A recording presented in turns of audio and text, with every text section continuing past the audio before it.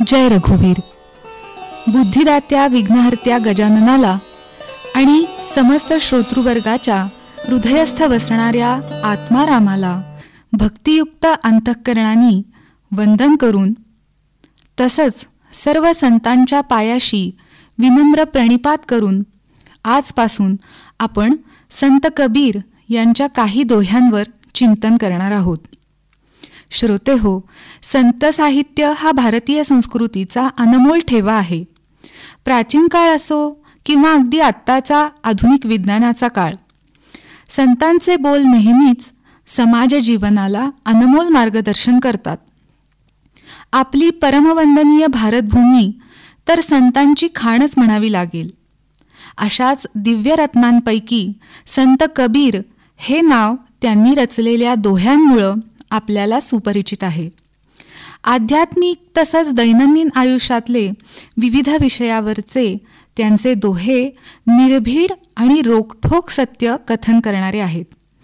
संत कबीरांच्या दोह्यांचा अभ्यास करताना मराठी मनाला त्वरितच समर्थ रामदासांच्या वाङ्मयाची आठवण येते.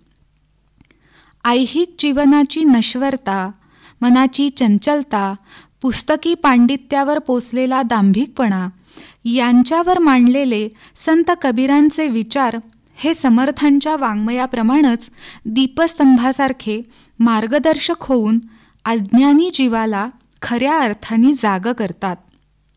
संत कबीरांचं प्रेमळ, भक्तिपूर्ण पण असत्य अनितीविरुद्ध लढणारं व्यक्तित्व त्यांच्या रसपूर्ण दोह्यातून पदोपदी प्रगट होतं.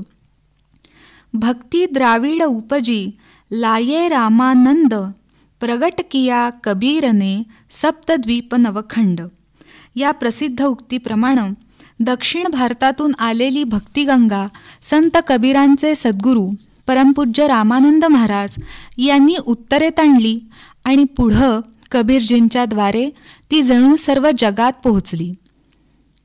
संत कवी, योगी, समाजसुधारक, तत्वचिंतक आणि परमेश्वराचे अनन्य भक्त अशा बहुआयामी व्यक्तित्वाचे धनी असणाऱ्या कबीरजींचं लौकिक शिक्षण जरी झालं नसलं तरी कबीर साहित्यात त्यांची स्पष्ट अलंकृत वाणी परमसत्य समर्थपणे कथन करते.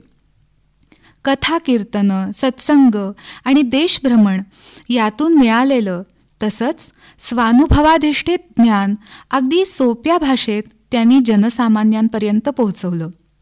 आपल्या मराठी प्रांतात अगदी लहान मुलाच्याही तोंडी समर्थांचे मनाचे श्लोक असतात, तसंच उत्तर हिंदुस्थानात कबीरांच्या दोह्यांचं आहे.